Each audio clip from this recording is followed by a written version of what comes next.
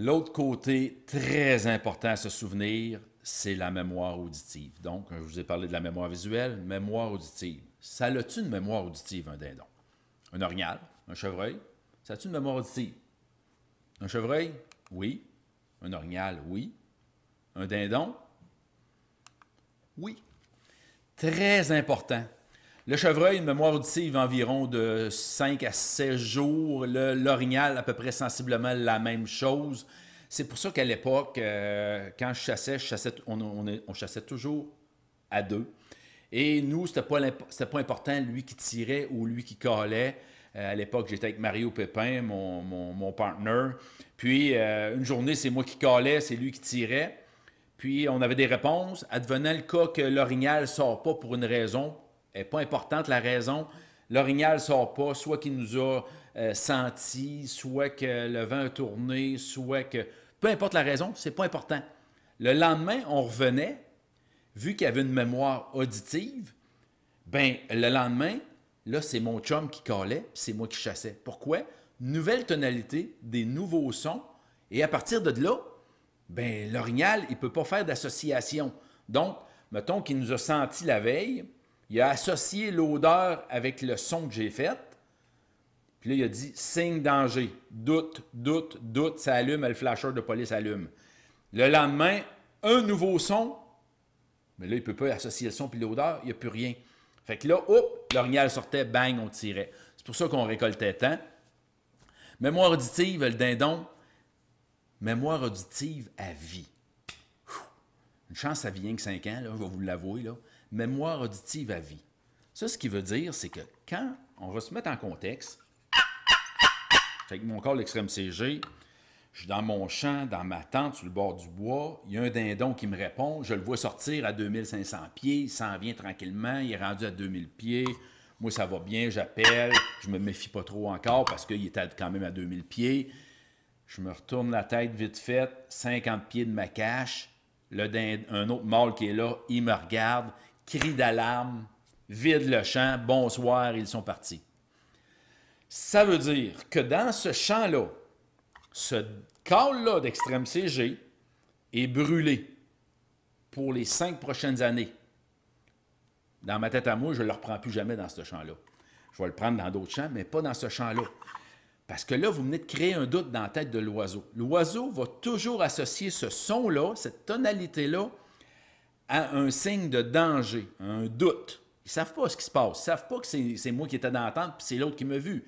Mais il a associé ce son-là à un cri d'alarme et un doute. Donc, à partir de ce moment-là, terminé, il va revenir, puis il va répondre. Parce que, écoutez, le printemps, là, quand c'est la chasse au dindon, là, mon cellulaire, Messenger, puis texto, là, il pop, c'est incroyable. Puis je t'avais d'avoir un rappel automatique qui va dire, automatiquement, à chaque question que j'ai, change de call. Ça va être la réponse, change de call. Parce que les questions que j'ai le printemps, tout le temps, toujours à peu près la même, c'est que le dindon est à 300 pieds, il répond, il est là, il vient, ça fait 3 matins, mais il ne rentre pas en dedans de 300 pieds. Il ne rentre pas, il ne veut rien savoir. Pourquoi? Parce que vous avez utilisé le même call toujours, avec le même doute, puis lui, il associe ce son-là au doute. Sauf que c'est un son d'une femelle en chaleur, fait qu'il s'approche, mais il ne rentre pas dans le range du 300 pieds.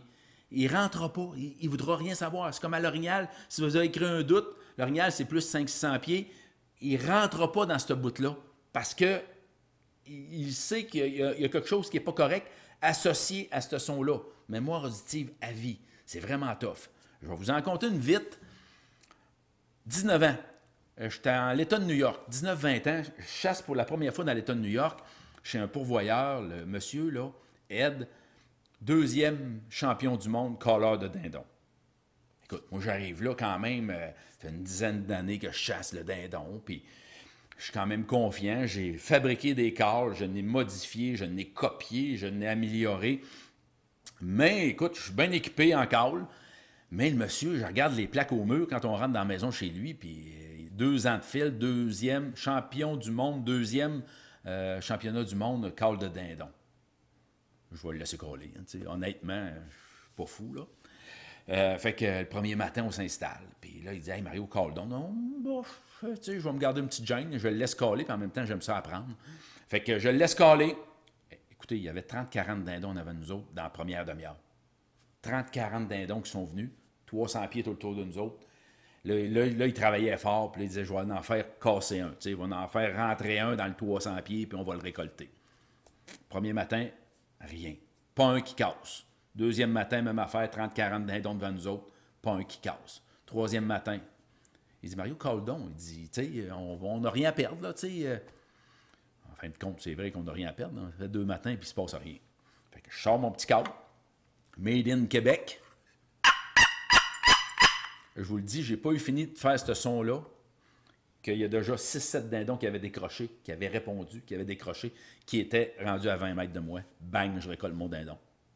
Pourquoi? Tout simple. Mémoire auditive. Ce monsieur-là, son père, son grand-père, utilise toujours le même call américain parce que ce call-là a fait ses preuves avec le temps. C'est un call d'une compagnie américaine qui avait fait ses preuves, puis eux autres, ils ont dit, écoute, ce call-là, cette tonalité-là est bonne, est parfaite, puis on a tout le temps récolté avec ça, c'est dur, mais on récolte. Parfait. Ce qui s'est passé, moi, je suis arrivé avec un nouveau call, je suis arrivé avec un call Made in Québec, nouvelle sonorité, nouvelle tonalité que les dindons n'avaient jamais entendu, donc aucune corrélation entre doute et sonorité. Paf! Ça rentre, bing bang. Hey! Là, il me disait, Mario, t'es donc ben bon, tu calls donc ben bien, tu sais, incroyable. Puis moi, le beau son, ben là, tu sais, les épaules un peu dans les airs, j'avais envie de me, je vous l'avoue, là, j'avais envie de me penser bon un peu.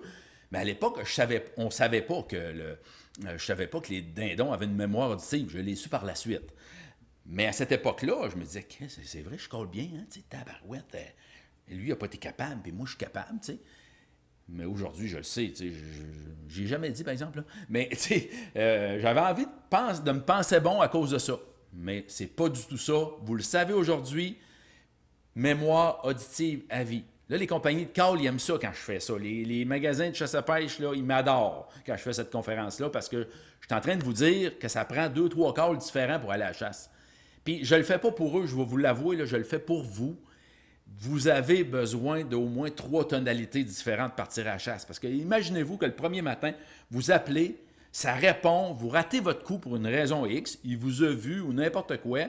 Le lendemain matin, on appelle, le dindon répond encore, il s'en vient à 300 pieds, il se met à tourner là, il rentre, ça ne marche pas. Vous allez pleurer, là. Vous allez dire, écoute, j'ai rien que ce call-là. Fait que là, en faisant d'autres tonalités, il n'associera pas danger et call, il va rentrer venir vous voir. Mémoire auditive, super important.